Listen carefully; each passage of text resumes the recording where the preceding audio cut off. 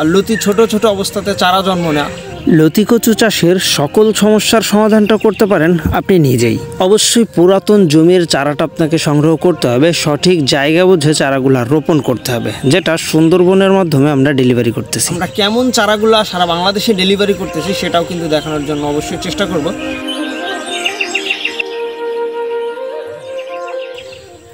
দেশ ও দেশের বাইরে থেকে যে বা যারা আমাদের আজকের ভিডিওটি দেখছেন, আমাদের হাতের নাগাল ইউটিউব চ্যানেলের আজকের এই নতুন ভিডিওটাতে আপনাকে স্বাগত। প্রিয় দর্শক, দেখতে পাচ্ছেন ছোট্ট কিছু গাছ নিয়ে আজকে আপনাদের সামনে আলোচনা। যেহেতু বর্তমান সময়টাও লতি কচুর চারা অনেকে রোপণ করতেছেন, অনেকেরই রোপণের বয়স 3 মাস 4 মাস বা 2 মাস 1 মাস হয়েছে।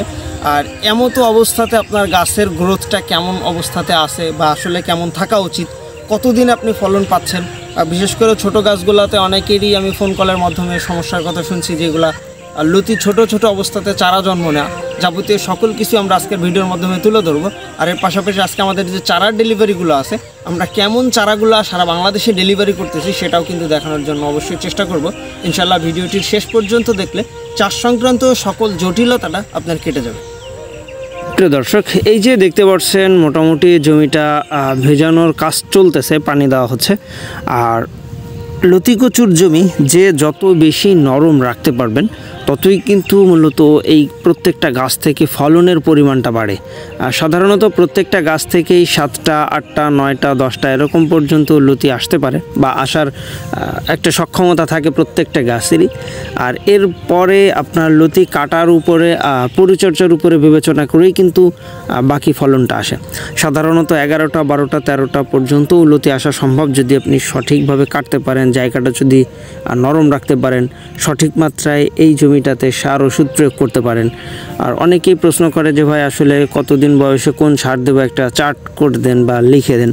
তা আসলে এটা ওইভাবে লিখে দেওয়া সম্ভব হয় না, তার কারণ সাধারণত আমরা সার ওষুধটা প্রয়োগ করি গাছের পাতার কালার বুঝে। আপনাকে গাছের ভাষাটা বুঝে, গাছের পাতার কালারটা বুঝে তারপরেই কিন্তু মূলত সার ওষুধ প্রয়োগ করতে হয়।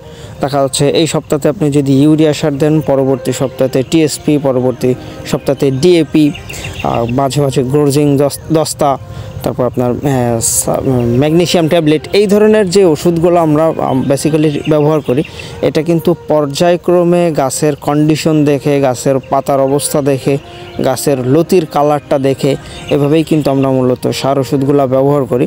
যার কারণে একেবারে মুখস্থভাবে বলে দেওয়া যায় না যে এই সারটা ব্যবহার করেন। অবশ্যই অনেকেই আমাদেরকে ভিডিও ফুটেজ পাঠায় বা ফটো পাঠায়, আমরা সেগুলো দেখে অনেক সময় আছে যাদেরকে সাজেস্ট করি যে আপনার গাছে এখন এই সমস্যা আছে বা সেই সমস্যা আছে। অবশ্যই যে কোনো ধরনের তথ্য বা পরামর্শটা আপনি চাইলেই সংগ্রহ করতে পারেন।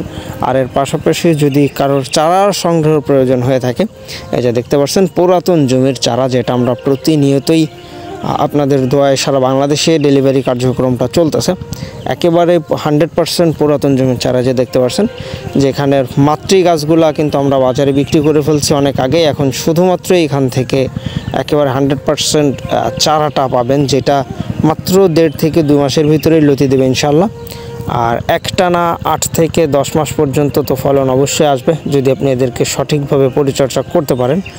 আর এই চারাগুলাই মূলত আমরা ডেলিভারিটাও করতেছি, প্রতিনিয়তই ডেলিভারি হচ্ছে।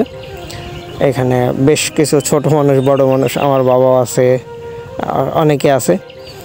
চারাগুলা এখান থেকে কেটে আমরা এই চারাগুলাকে আবার পরবর্তীতে পরিষ্কার পরিচ্ছন্ন করে একটা একটা করে গণনা করে তারপর আমরা সুন্দরবন কুরিয়ারের মাধ্যমে ডেলিভারি করি, যেটা মাত্র 2 টাকা পিসেই কিন্তু আপনি পুরাতন জমির চারাটা সংগ্রহ করে নিতে পারেন। অনেকে আছে যে বিভিন্ন স্থান থেকে আরও কম দামের গল্প শোনান আমাদেরকে যে আরও কমে চারা পাওয়া যায়। আসলেই আরও কমে চারা পাওয়া যায়। বেসিক্যালি চারাটার দাম নির্ধারণ করা হয় এর কস্টিং খরচের উপরে। যেটা পুরাতন জমির চারা সেটাতে তো খরচ বেশি থাকবেই, জমির একটা ডিমারেজ, তারপর আপনার চারা রাখা, সার ওষুধের একটা ব্যাপার থাকেই। এই যে দেখতে পাচ্ছেন প্রতিনিয়ত কিন্তু আমরা এভাবে চারাগুলা গণনা করে এই যে 100 পিস চারাই বান্ডেলের ভিতরে রাখা হয়, সেটা আমরা এভাবে বস্তার ভিতরে করে সুন্দরবন কুরিয়ারের উদ্দেশ্যে পাঠাই দিই। আর প্রত্যেকটা বস্তাতে মূলত আমরা নাম লিখে দিই যেন আমাদের প্রত্যেকটা কাস্টমার সঠিকভাবে তার পণ্যটা হাতে পায়। যে দেখতে পাচ্ছেন এভাবেই কিন্তু প্রতিনিয়ত বাংলাদেশের বিভিন্ন স্থানে আমাদের এই চারাগুলা ডেলিভারি হচ্ছে। প্রতিনিয়তই আল্লাহর রহমতে। এই যে দেখতে পাচ্ছেন প্রত্যেকটা চারাই মোটা মোটা। প্রিয় দর্শক, এই ছিল মূলত আমাদের আজকের ভিডিওটা। দেখা হবে পরবর্তীতে আবার নতুন কোনো ভিডিওতে, নতুন কোনো চাষের সন্ধানে। সে পর্যন্ত সবাই ভালো থাকবেন, সুস্থ থাকবেন। আল্লাহ হাফেজ।